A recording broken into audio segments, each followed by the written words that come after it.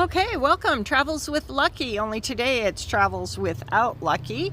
And I am headed to the Missouri Headwaters State Park here just outside of Three Forks, Montana. I want to show you the rivers, and we got a little bit of background traffic noise here. But I'll show you around a little bit. It's August 24th, and I'm here at the Missouri Headwaters. And I thought it would be interesting to show you around a little bit. So behind me is Bozeman, just to give you a sense of where you are. And that way is Helena, Montana. Straight in front of me is Three Forks, Whitehall, and then about an hour away is Butte. Let me just turn this here. This is the entrance. And they have a little information center here to talk about it. But actually what I really want to do is go down to the river and show you the river, the Missouri Headwaters. And that's where the Gallatin River, the Madison, and the Jefferson River come together. Now, I've done a lot of videos on the about the Jefferson River, and we've been at the Beaver Head. That's where the Ruby, the Beaver Head, and the I got a blank there, but the three rivers join and form Jefferson. And then here, of course, we have three more rivers that form the headwaters of the Missouri. This is a very historic site because Lewis and Clark spent quite a bit of time here getting ready to continue their travels.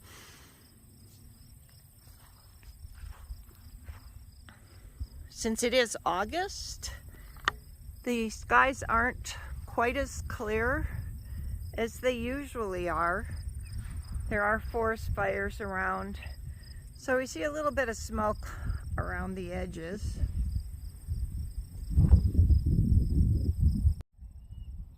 Well, in case anybody is interested, here's an example of what the park fees are if you're going to be staying or spending any time here.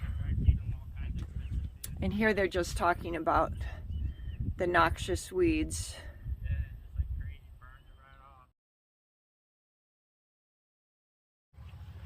So up ahead is the second Gallatin city. It's kind of interesting. I'm glad to see that they're actually trying to preserve those old buildings. I'll walk up there. But so this was set up in 1865. They were hoping that the steamboats from Fort Benton could run up, but there was no way that they could get up the Missouri River to here, so they actually ended up moving this city.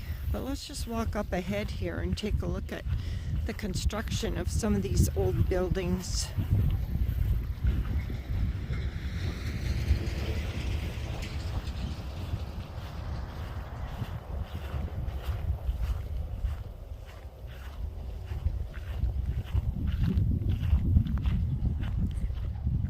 I usually don't take the time to stop and check out these historic sites because we're so anxious to let Lucky run in the river, but he's not here with me today, so I can do something other than play fetch at the river.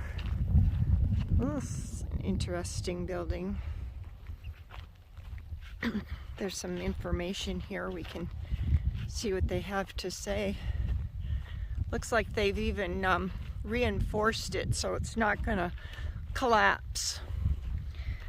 Most of these old buildings are being torn down and used for reclaimed lumber. So here we are. This was Gallatin City Hotel.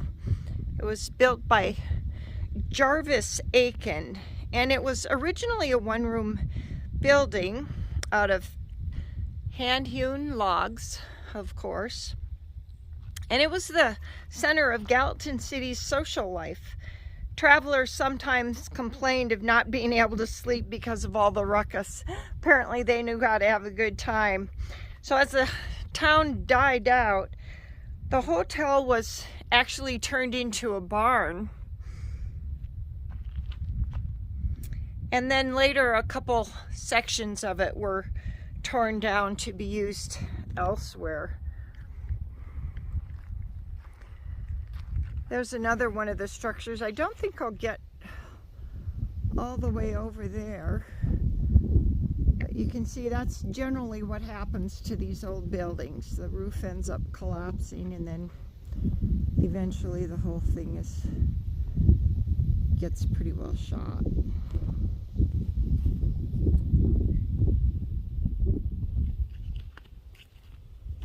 Some of you may know what that is, but it's a teepee burner.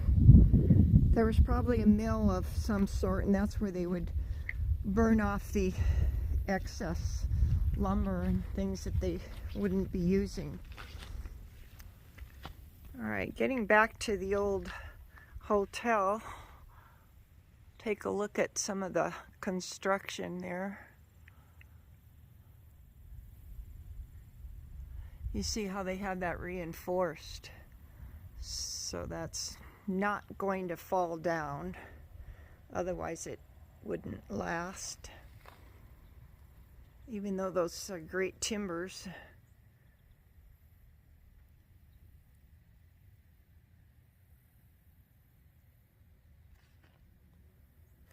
Let's walk around it.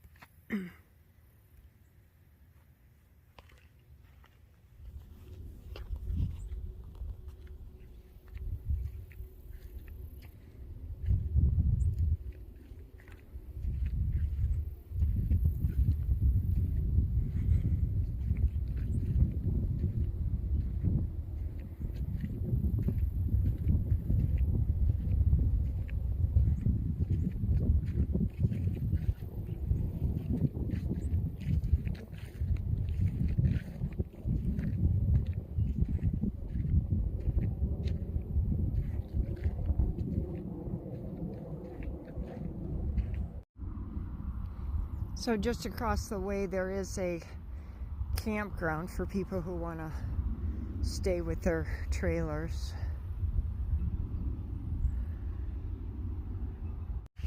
I don't know if you can see it or not, but as I walk through this patch of grass, you see all those things moving? Well, there's a bunch of grasshoppers in here, and that's what that is.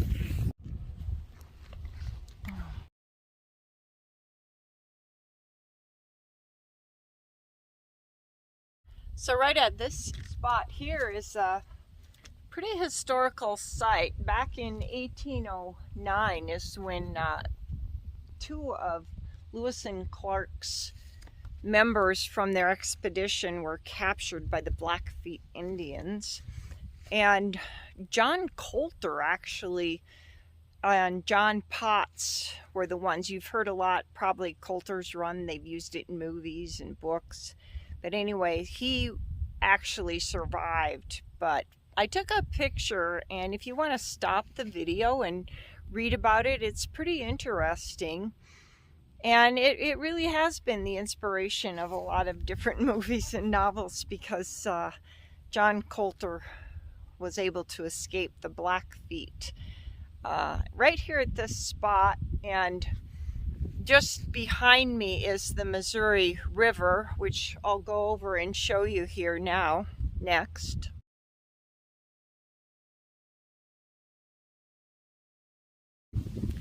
Okay, here we are. There's the river in front of me. Gosh, it is really low. I thought it might be actually even a little bit lower.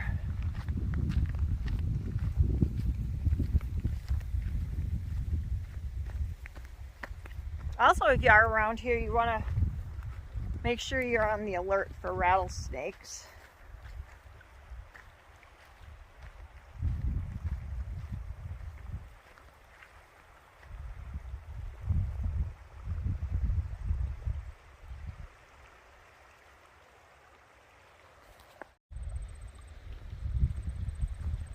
Okay, I'm just gonna walk down here a little bit. Wow. So you can see, well, I don't know if you can actually tell here or not.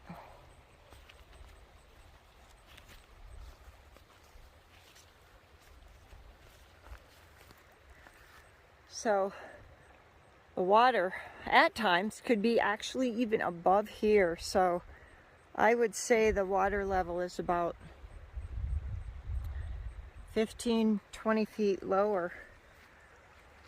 It's really nice, beautiful water, nice and clear.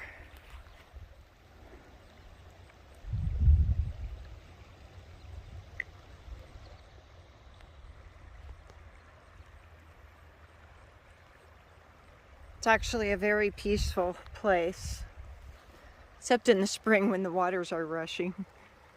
It's pretty noisy. And there up ahead you can kind of see where the banks wash out and how high the water gets.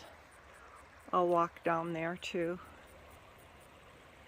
Yeah, I have not ever seen it this low. So this is actually the headwaters. Right here we have the Jefferson River and the Madison River, which have come together, and then they go down, and just around the corner is where they meet up with the Gallatin, and that is officially where the Missouri River begins. So yeah, you can see the bank, how high it is. There we go. And that's a pretty good drop.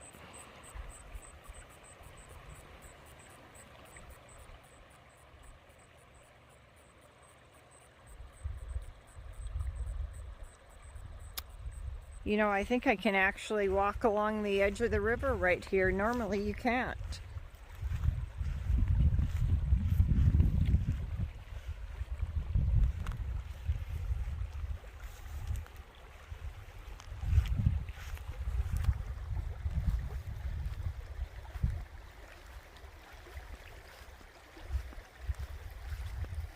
Grasshoppers everywhere.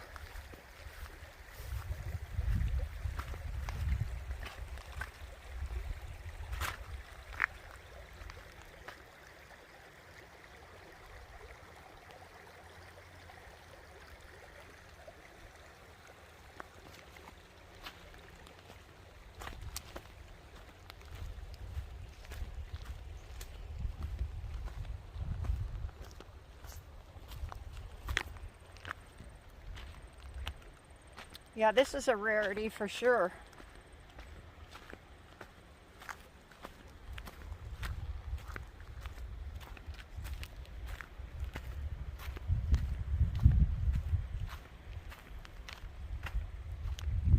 I'm not going to be able to get around this curve here.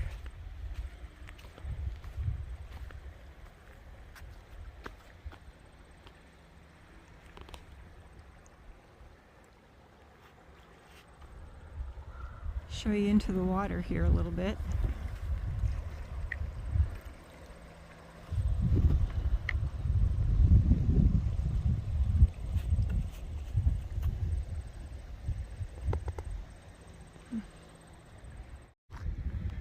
Oh, I just can't get over what a beautiful day it is. The air is so fresh, nice cool breeze, and not really too many people around. But look at this beautiful scenery behind me. It's just gorgeous. Even though the water is low, you never see this much sandbars and stuff like that behind me. It's a very unusual year, that's for sure. So I'm standing up here on top, and I don't know if you can get the proper perspective from these videos, but right down there, it's a steep bank, you know, like almost a 90-degree drop off, and this drops down really deep. Let me pull this in. You can probably see how those rocks just go straight down, because that's a canal right there, a channel. At one time they hoped they could get those steamboats up here. There's no way. There's too many variations in the flow here. But it's kind of interesting, really interesting to see how very low it is. So yeah, I'm standing up right here. And that right there is the edge. It's pretty soft. I'm not going to go right to that edge, but that's where it just drops straight down. And then you can kind of get a better sense of it as I show the shoreline over here. There's some people visiting. So anyway, this is the Headwaters. Very historic place. You can actually, I don't know, I get this amazing sense of what it must have been like when Lewis and Clark were here.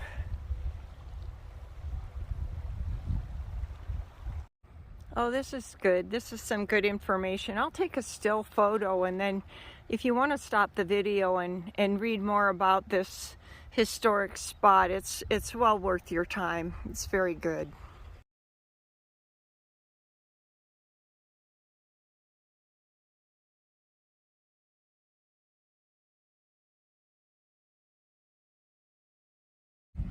Wow, now I understand what's happening. This whole area washed out. It used to be that you could actually walk. This was like a gentle curve, but we had such high water and flooding this spring. It took this bank out right here, that one I was just showing you.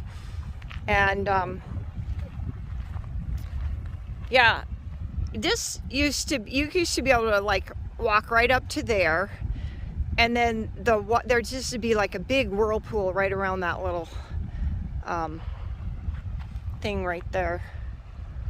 So it's really changed. Everything changes.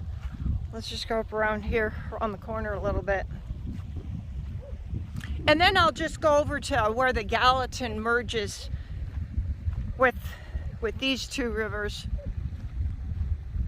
Yeah, I can't really get down there. I can't really do too much else. So next stop will be over there where the Gallatin is.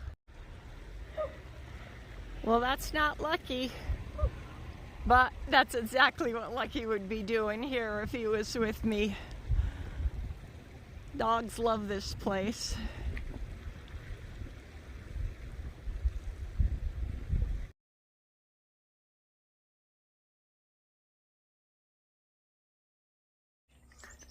Well, as luck would have it, there are about a zillion kids here. Well, that's a good thing. They're playing around, having a good time. I'm not sure how to get over to the river, so I'm just going to walk along the perimeter here. I see a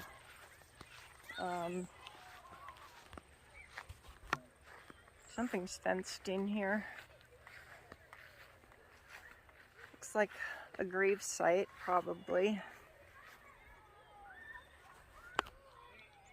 Anyway, I'm sure there's all kinds of information on the internet about the Missouri Headwaters State Park. Sounds like the kids are having some fun swimming, that's for sure. Well, you can't blame them on a hot day like today. Well, I'll see if I can forge my way. Hi, kids.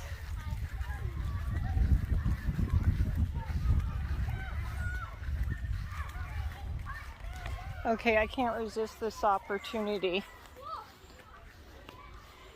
This is bear scat, and it is filled with berries.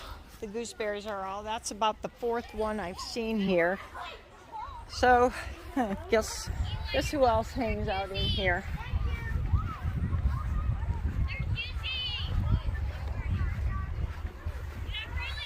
Oh my. Gosh. Who would ever think?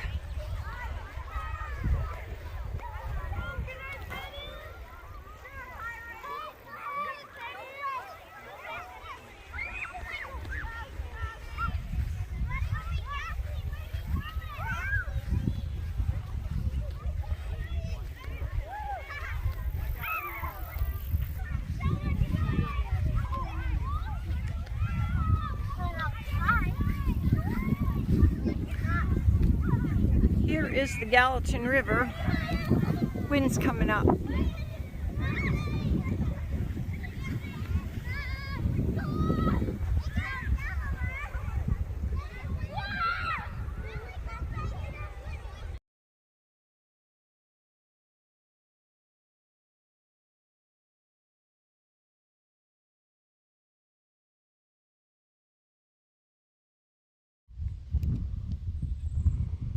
And on this note, I will leave you. Yes, this is Montana. Favorite mode of transportation? Horse.